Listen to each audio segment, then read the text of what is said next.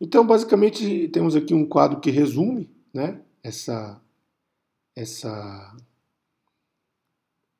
relação linear entre temperaturas em Celsius e Fahrenheit e também como isso aparece nas variações das mesmas.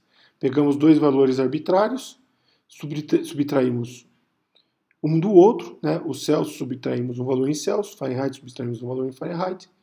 Então é como se estivesse subtraindo um quadrinho do outro e o resultado está ali a relação entre as variações, né? E como eu disse, a escala Kelvin vai aparecer à medida em que o curso começa a ficar mais divertido, como por exemplo o que eu represento nesse diagrama, né? Nesse diagrama, o que eu procuro mostrar essencialmente é qual vai ser o papel da temperatura na interpretação da termodinâmica, não é? E a termodinâmica nada mais será do que uma manifestação macroscópica da mecânica dos corpos microscópicos. Então a gente vai ter uma teoria, ainda que clássica, para a mecânica, que será aplicada aos corpos microscópicos, e quando esses corpos tiverem um comportamento coletivo da ordem de 6 vezes 10 a 23, ou seja, de 1 mol, né, um número enorme de corpúsculos microscópicos, eles vão manifestar propriedades que são lidas como as variáveis da termodinâmica. Essencialmente, não são as únicas, mas são suficientes para descrever um estado termodinâmico. São a temperatura, a pressão e o volume. A temperatura vai estar relacionada diretamente com a energia cinética desse mol de corpos coletivos, de cada um desse mol, de cada elemento desse mol de corpúsculos microscópicos.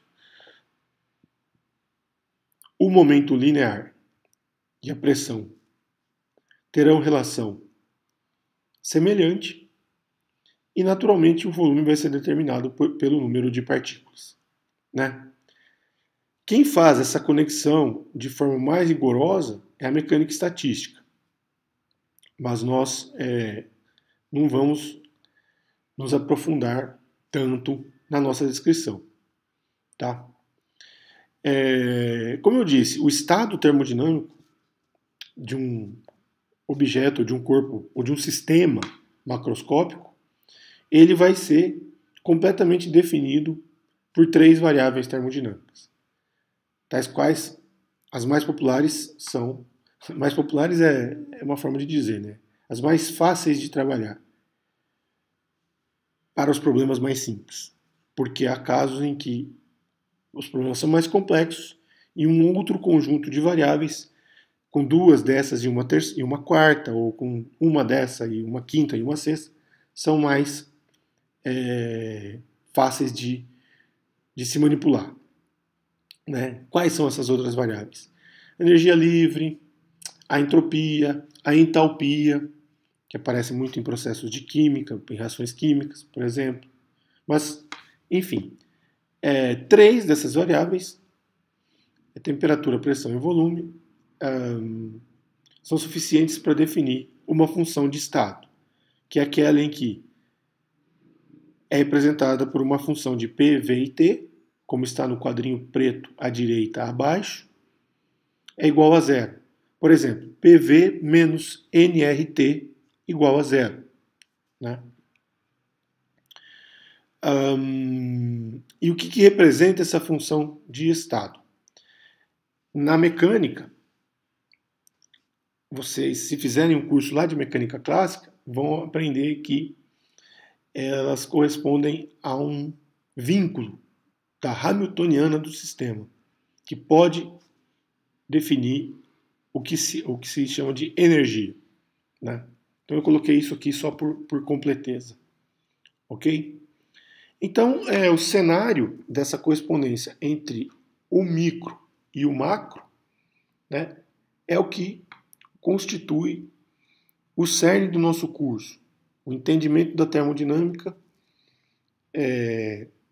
envolvendo essas variáveis e estabelecendo essa conexão, que vai ser feita lá no último capítulo com a teoria cinética dos gases.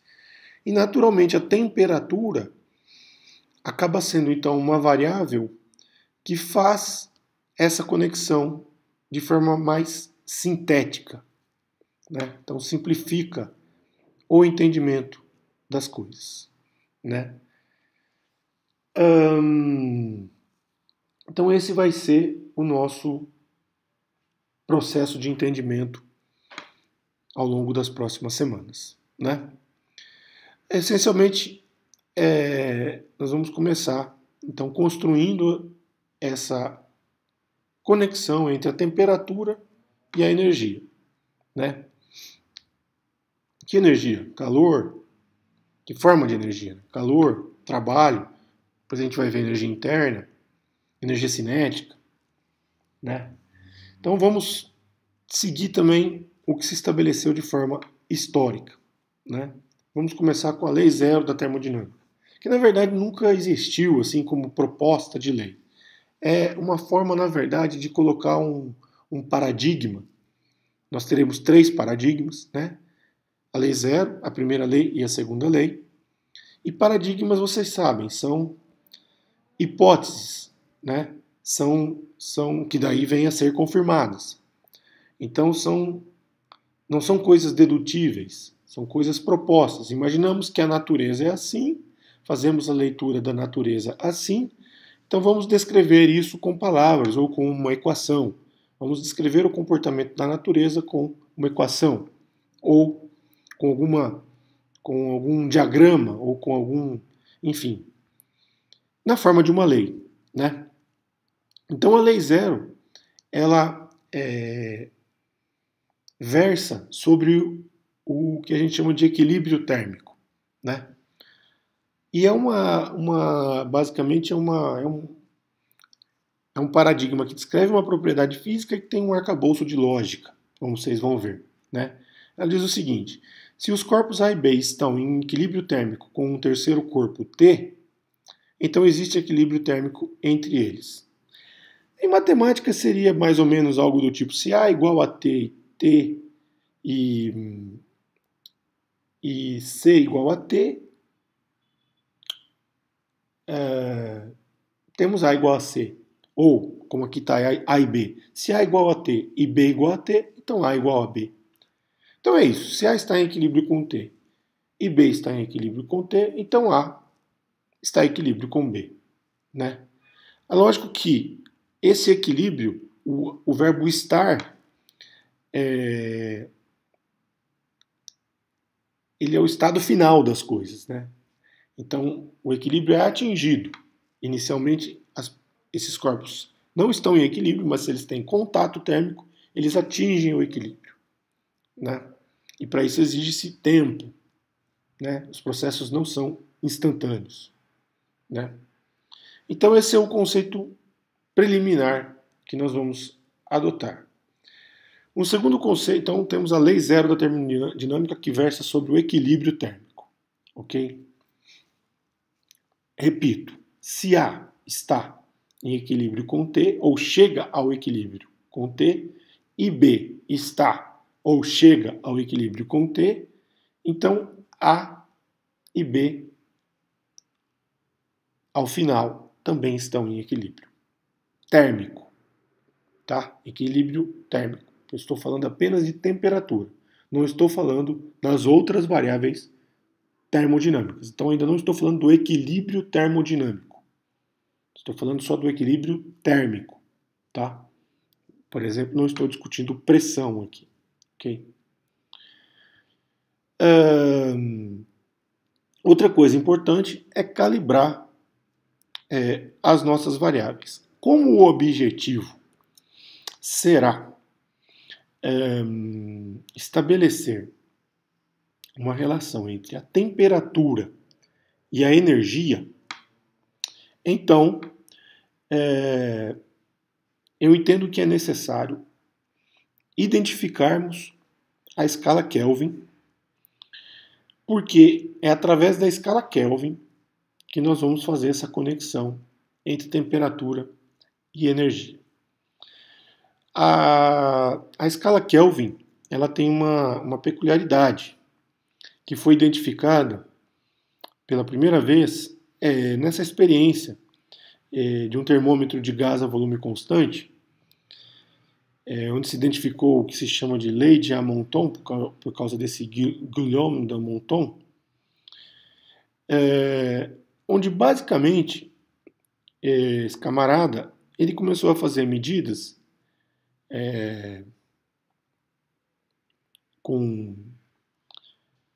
tendo ele como objeto experimental um gás a uma determinada pressão, né, e associado a ele um reservatório de mercúrio, né,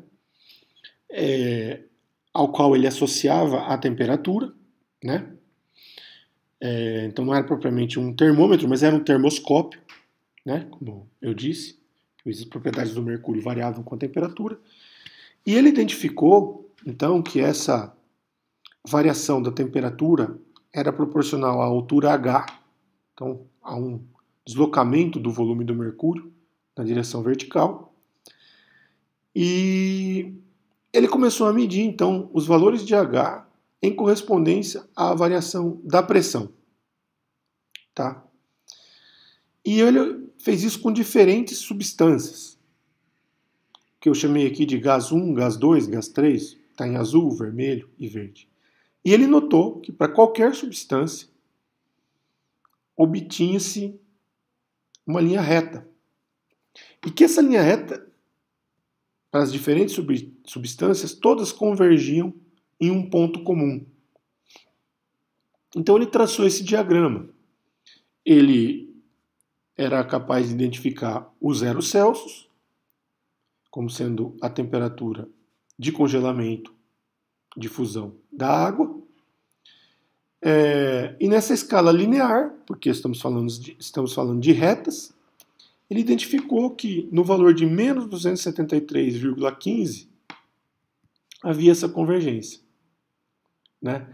Obviamente ele não conseguiu chegar nesse valor, porque ele estava fazendo o experimento a uma temperatura mais ou menos ali de congelamento da água, um pouco mais quente, ou de ebulição da água, coisas do gênero. Aliás, ele usava a água para aquecer e esfriar esses gases aí que ele estava medindo, as propriedades térmicas. Né? Então, não sei bem como é que foi esse experimento, talvez temos que recorrer a algum livro de história da física para identificar, mas o fato é que esse experimento hoje em dia é reproduzido nos laboratórios de física no ensino de graduação. Vocês fazem um experimentozinho assim, né? Logicamente com mais tecnologia, com termômetro, né? Na verdade com um termoscópio semelhante também, onde é possível identificar a variação da pressão e, para diferentes gases, estabelecer uma correspondência das curvas, uma relação linear entre temperatura e pressão, e chegar à mesma conclusão que esse camarada chegou há 300 anos atrás. Né? Então, essa é a primeira constatação dessa proporcionalidade entre temperatura e pressão e desse ponto comum nessa relação linear a um valor de menos 273,15 graus Celsius. Né? Bom, isso é só o começo da brincadeira. Né? A gente sabe que tudo isso chegou num ponto hoje em que a gente é capaz de chegar a quase 0 Kelvin, ou menos 273,15 graus Celsius. Né? E a gente é capaz também de medir temperaturas das formas mais engenhosas possíveis. Naturalmente não é com um termômetro, porque ele derreteria. Por exemplo, no núcleo do Sol,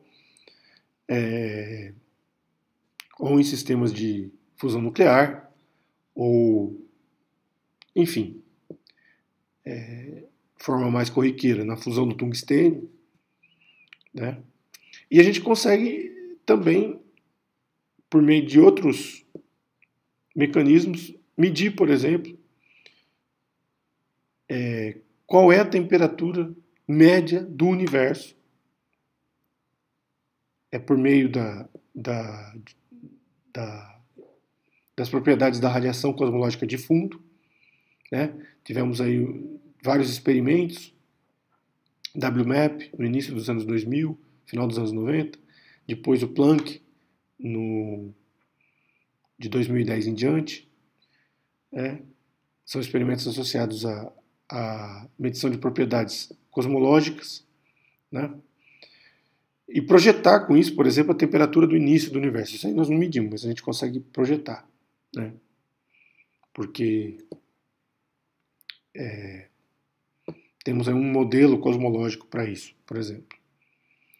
Então, assim, como vocês podem ver, daquela medida de propriedades da água e de alguns gases, hoje a temperatura é relevante nos mais variados cenários da ciência, né?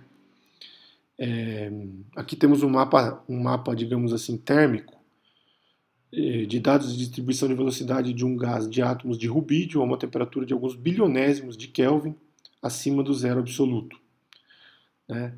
Aqui eu não estou entrando no detalhe da qualificação do zero absoluto, tá?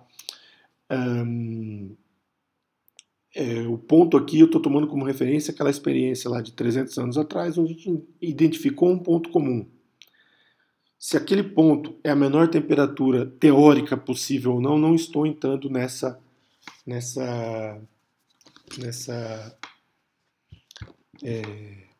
especulação, que na verdade não é uma especulação, é uma constatação.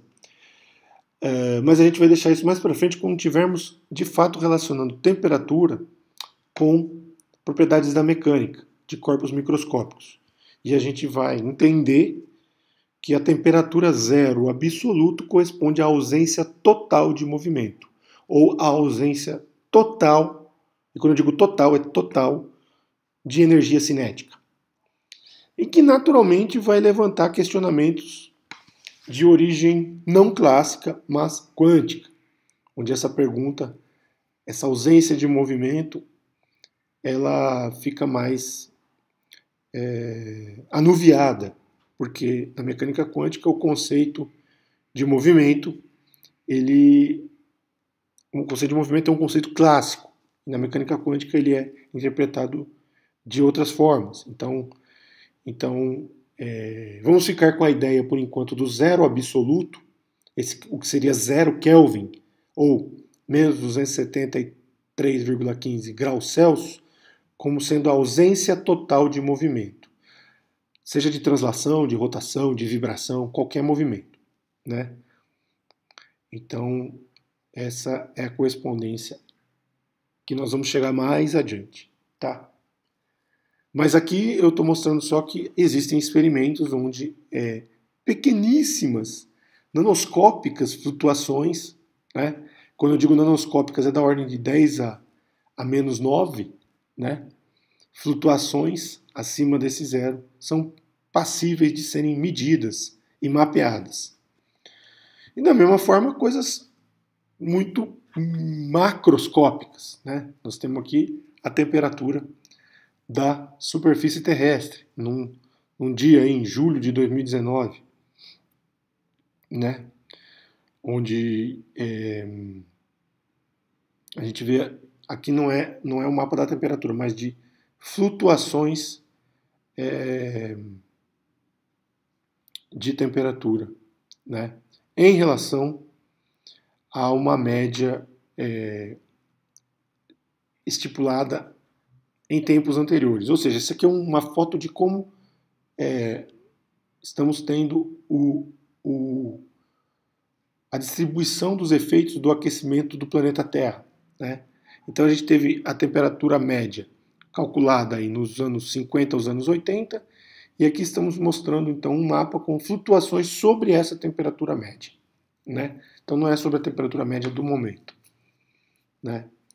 Então podem ver que nas calotas polares as flutuações de temperatura são absurdamente mais altas do que em determinadas regiões, onde, por exemplo, temos aí a concentração de águas oceânicas, onde não tem muita flutuação, está em branco, azul clarinho, né? Então, é um tema de pesquisa hoje em dia muito reluzente, né? Muito cintilante. Temos também aqui um dado recente, ou razoavelmente recente, de 10 anos, sobre como está se dando, né, essa variação de temperatura de forma quantitativa. Na verdade, é uma reprodução gráfica daquele mapa anterior. Tá? Onde estão as colunas em vermelho, nós podemos dizer que este é um efeito nítido do que se chama hoje em dia de antropoceno, era antropocênica. Era da intervenção do homem no meio ambiente, que começou, digamos assim, com o grande boom industrial a partir do começo do século XX. Então, o século XX é o século onde começou e se consolidou a intervenção do homem no meio ambiente e nas estruturas urbanas, né? Então, o que acontece? Essa intervenção tem produzido efeitos qualitativamente catastróficos, a gente já tem observado, mas eu não quero entrar nesse mérito, por enquanto. Apenas efeitos quantitativos mesmo, do ponto de vista científico, sobre a distribuição de temperatura na superfície terrestre. E na atmosfera, enfim, e nas camadas que circundam a atmosfera e tudo mais.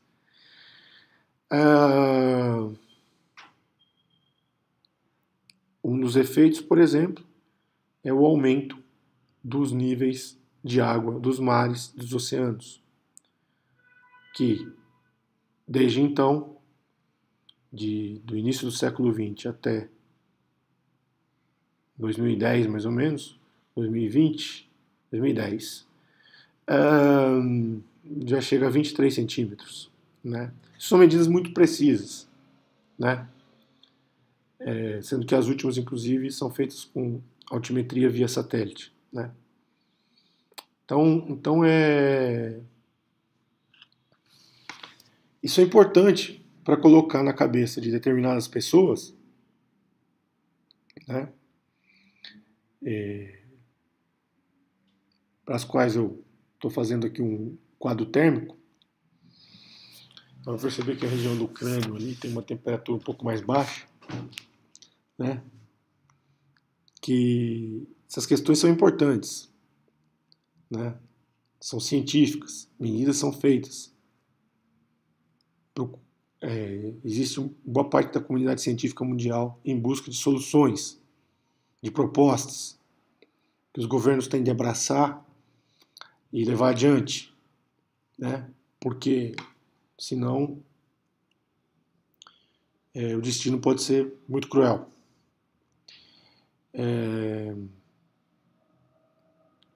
Hoje em dia temos tecnologia para fazer esse tipo de mapeamento, por exemplo, a temperatura do corpo humano, enfim, usando os mais variados filtros. Aqui, por exemplo, estão essas mesmas pessoas defendendo a democracia. Então, vocês podem ver que a aplicação das tecnologias hoje não tem limites, né? Então, essa é a primeira introdução, né? Com essa imagem bonita que a gente termina essa primeira introdução. Mas não termina a aula, não, tá? Porque falta falar de dilatação térmica. Então, mas pelo menos uma ideia do conceitual e qualitativa do papel da temperatura na termodinâmica e na compreensão de conceitos físicos e na relevância para a discussão de ciência e de meio ambiente e etc. e de tecnologia na sociedade, né? Agora vamos a uma etapa mais canônica aqui dessa primeira aula, abandonando um pouquinho os conceitos e falando de coisas mais pragmáticas, como, por exemplo, a dilatação térmica.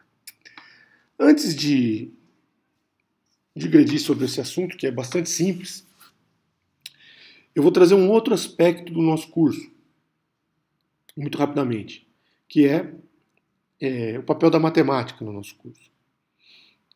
Então nós vamos ver, por exemplo, dilatação térmica, já com a introdução das ferramentas do cálculo. E vocês, como estão nos anos iniciais da graduação, eu quero que vocês entendam esse curso, eu vou falar mais sobre isso adiante, também como um curso de exercício matemático, um curso de estruturação de ideias. Vocês vão e têm, sejam o que vocês forem mais adiante, se vocês vão se tornar cientistas, se vocês vão se tornar engenheiros, se vocês vão trabalhar com administração de dados, engenharia de produção, engenharia civil, engenharia mecânica, eletrônica, engenharia elétrica, computação, enfim. É estruturar o pensamento de forma matemática, é matematizar o pensamento. Não se faz nada sem a matematização das ideias, não se faz nada, né? Então, até em filosofia, existe a matematização da ideia. Só que a matematização ali não é a álgebra, é a lógica. Lógica é um ramo da matemática, ok? Então tem uma construção. A matemática começa com teoria dos conjuntos, né? Depois vem a lógica. Só depois vem a álgebra, tá? As coisas são construídas de forma organizada. Então matematizar as ideias é fundamental. E eu quero então que vocês não depurem desse curso a dilatação térmica, mas comecem a impostar uma forma, se ainda não começaram, de matematizar ideias. Ok? Isso vocês vão ver, por exemplo, na hora de resolver os problemas. A gente vai trabalhar com isso. Isso é muito importante. Bom, vejamos aqui então. Conceito de dilatação térmica. Bom, na prática é o que o desenho nos diz, né? Na teoria é isso. Temos um objeto de comprimento L0 e ele se dilata para um valor L. Tal que L menos L0 é ΔL. E constata-se que essa dilatação está relacionada com o valor da temperatura do objeto, que inicialmente era T0 e passou a ser T, para o que se define um ΔT. Ok? Aí temos uma lei empírica que relaciona também de forma linear uma coisa com outra. Basicamente, ela diz que o valor de ΔL é proporcional a L0 vezes ΔT. Essa proporcionalidade é ilustrada por um parâmetro que é obtido também empiricamente, chamado de alfa. De tal modo que a relação fica ΔL igual a L0 vezes alfa vezes ΔT. Ok? Esse alfa é chamado de coeficiente de dilatação linear. Se eu desmembrar o ΔL do lado esquerdo da equação, eu fico com L menos L0, jogo L0 para o lado direito e fico com essa expressão. Ok? L igual a L0 vezes 1 mais alfa vezes ΔT. A lei vale para qualquer objeto em dilatação linear. Mas como o nosso mundo tem, nossa percepção tem 3 dimensões, então vale para qualquer uma dessas 3 dimensões. Então podemos analisar situações em 2 dimensões e em 3 dimensões, além da situação em 1 dimensão. Ok? A diferença é que em 2 e 3 dimensões teremos um coeficiente de dilatação de área e um coeficiente de dilatação volumétrica, que usualmente podem ser identificados como, no caso em 2 dimensões, 2 vezes alfa, para o coeficiente de dilatação de área chamado de beta, ou 3 vezes alfa, no caso volumétrico, para o coeficiente de dilatação volumétrica chamado de gama. Tal modo que as expressões que relacionam os comprimentos, as áreas e os volumes, todos eles iniciais e finais, são descritas conforme o nosso quadro. Só para verificar essa relação entre os coeficientes, eu eu mostro, por exemplo, o caso da relação entre uma e duas dimensões. Para uma dimensão, a gente tem, então, que L igual a L0 vezes 1 mais alfa vezes ΔT. Se em duas dimensões definirmos uma chapa que tem comprimento, uma chapa quadrada de comprimento lateral L0, a área inicial dela é L0 ao quadrado. E a área final é L ao quadrado. Então aqui é só relacionar uma coisa com outra. A gente vê que a área final é igual ao L ao quadrado, mas o L a gente sabe como se dilata. Então a gente substitui a expressão ali para o L e expande esse quadrado. Nós vamos ter L ao quadrado é igual a L0 vezes 1 mais alfa ΔT ao quadrado, que é igual a L0 ao quadrado, em evidência, multiplicando o trinômio quadrado perfeito ali, né? Então, que é 1 mais 2 vezes o primeiro vezes o segundo, mais o quadrado do segundo. Só que eu não mencionei, mas o alfa, ele costuma ter um valor muito pequeno. Tal modo que o alfa ao quadrado é muito, muito menor do que o alfa. Então, a gente costuma descartar a contribuição quadrática, que está em vermelho, né? Exatamente porque temos 2 alfa ΔT, o termo intermediário, bem mais relevante do que o alfa ao quadrado ΔT ao quadrado. Não falei das unidades, mas as unidades de comprimento podem ser quaisquer. Entretanto, justamente porque elas aparecem dos dois lados da equação, entretanto, o alfa tem que ter uma unidade tal que seja o inverso da temperatura, né? Uma vez que o fator entre parênteses é adimensional, né? Então aqui temos o valor do alfa obtido empiricamente para vários materiais, uns que se dilatam muito, outros que se dilatam pouco. O gelo se dilata muito, esse INVAR, que é tipo um isopor, se dilata pouco, né? E eles são da ordem de 10 a menos 6 por Kelvin, ou 10 a menos 6 Kelvin a menos 1. Ou seja, o quadrado disso é 10 a menos 12. Então, de fato, contribui muito pouco o termo quadrado. Como é uma descrição relacionada a objetos que foram obtidos empiricamente, né? Objetos teóricos que foram obtidos empiricamente, você mede a temperatura, mede o comprimento, né? E faz um cálculo do alfa, então é tudo empírico. Nós não estamos falando aqui de uma teoria microscópica que chega à explicação para a dilatação linear.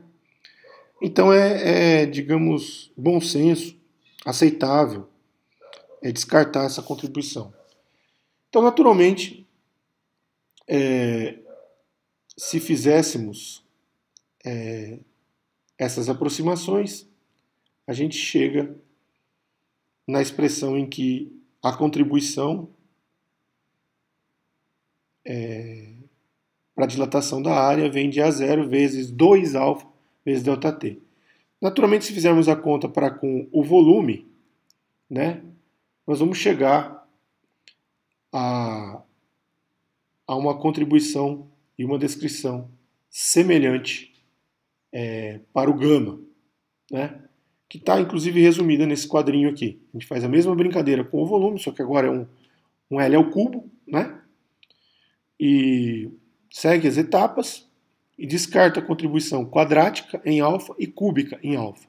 Fica só com a contribuição linear, que nessa etapa aqui vai com, na última passagem, vai com um fator 3 e não um fator 2. Né? Então isso define aí um conjuntinho de equações muito simples, né? São essas daqui, né? Que nós vamos utilizar para resolver alguns problemas. Aqui que vai entrar o conceito de matematização de outra forma, que os problemas vocês vão ver que a engenharia do problema é o que pega. A engenharia do problema, a geometria do problema é o que vai ser relevante. E em alguns casos a gente vai ter que adotar uma versão infinitesimal dessa descrição. Tá?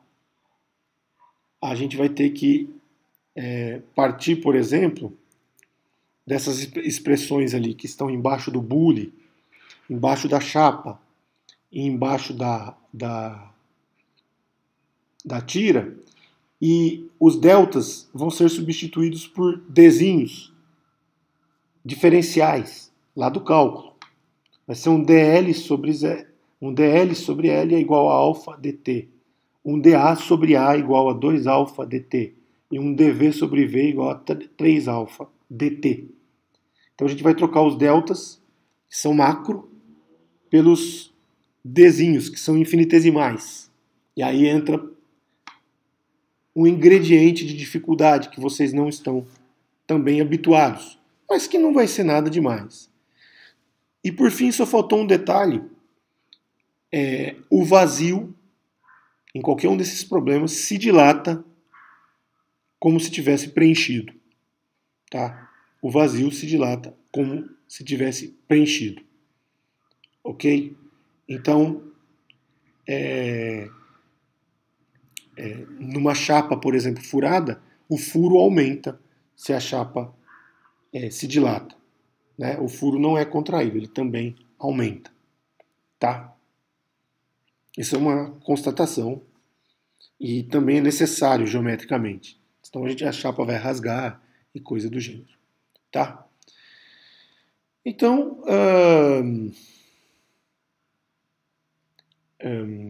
com essa última demonstraçãozinha, vamos ilustrar alguns problemas, né, que nós vamos abordar em sala de aula também. Tá?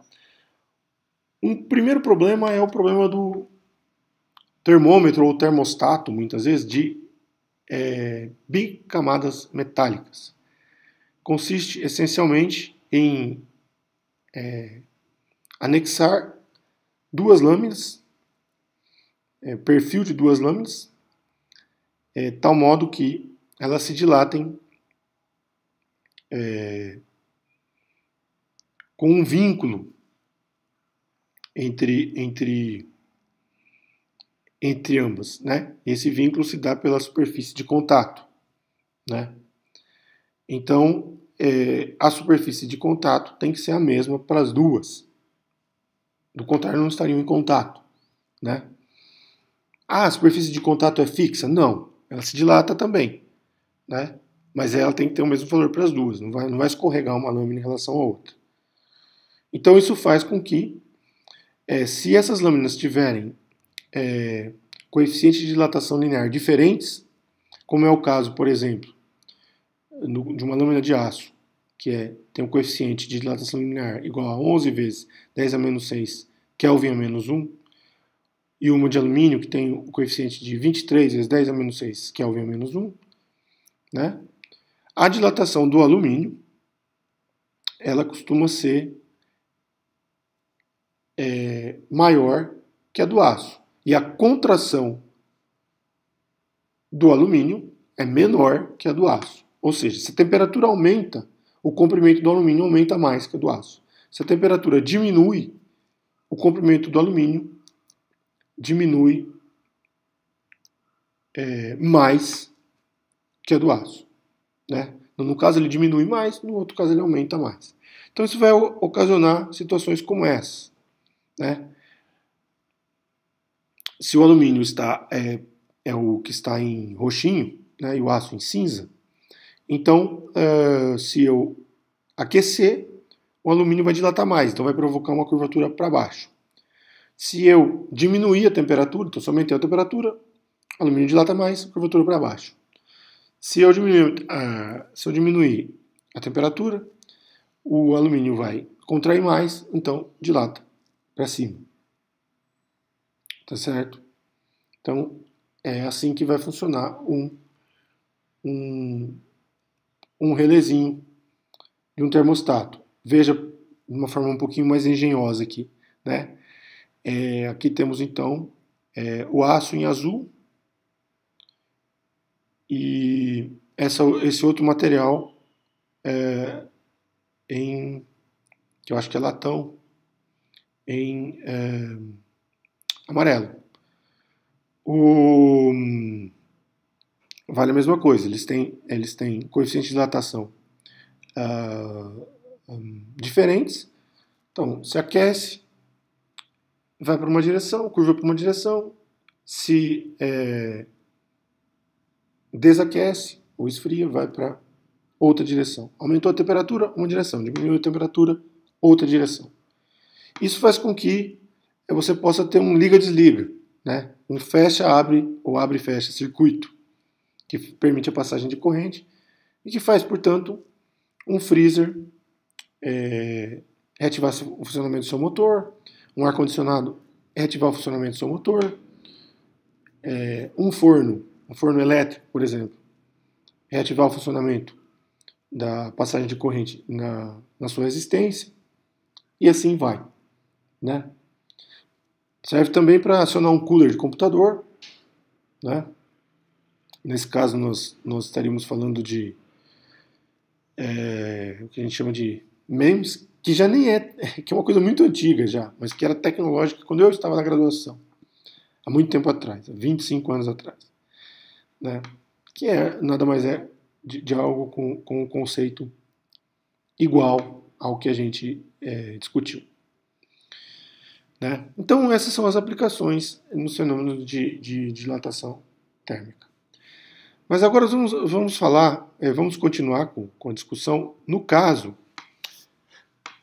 em que a gente vai discutir algo menos empírico e mais teórico, mais elaborado, que é quando esse parâmetro de dilatação, né, o coeficiente de dilatação térmica, a gente sabe por alguma teoria física que ele depende da temperatura, né? Então, nesse caso, né, vai existir uma relação entre ele e a temperatura. Ele vai ser um alfa de T. E aí, para eu estudar corretamente esse processo, eu tenho que ir para o cálculo infinitesimal, tenho que ver de infinitésimo em infinitésimo de temperatura o que acontece com o meu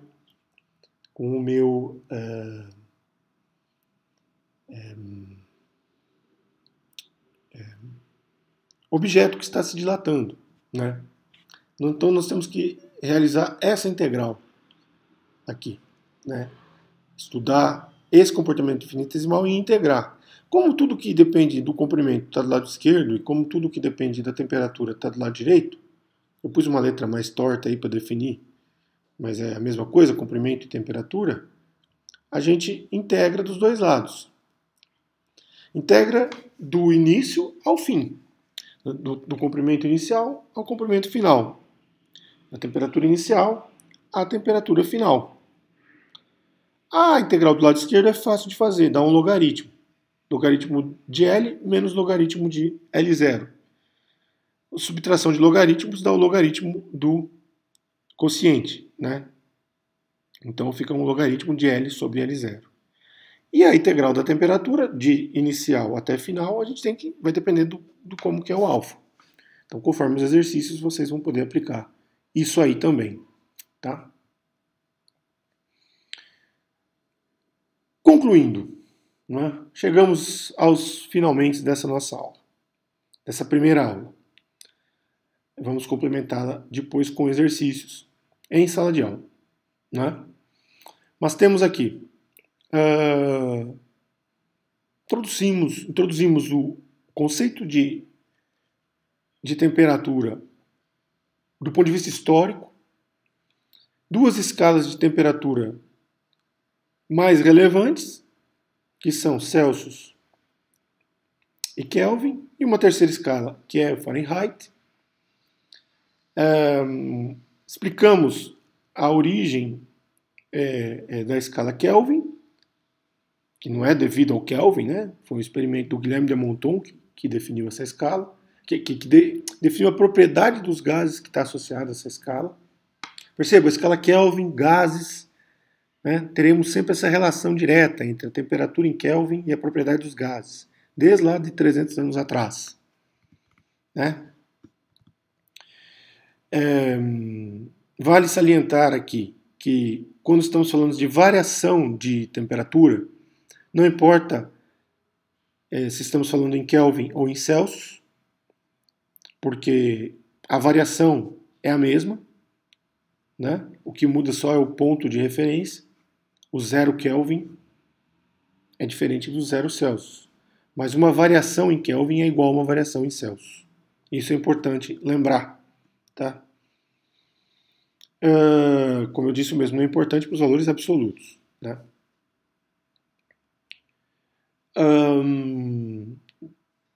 Entendemos brevemente a dilatação, sobretudo de corpos sólidos, mas a dilatação volumétrica, por exemplo, vale para líquidos também. Né? Nós vamos ter muitos exercícios envolvendo líquidos. E uma correspondência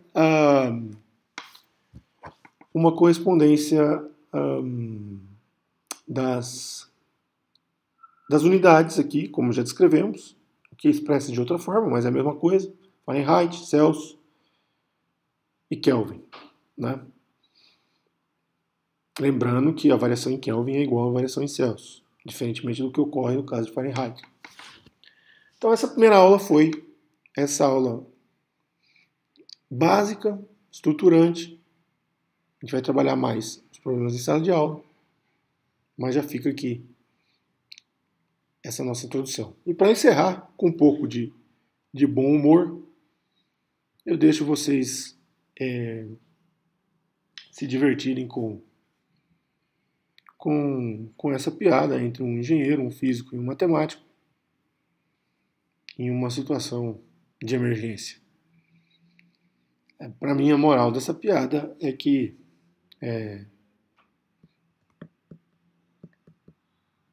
a gente pode discutir em sala de aula, né? Caso seja do interesse de vocês. Para saber mais, e mais uma vez, valeu pessoal, e até a próxima aula.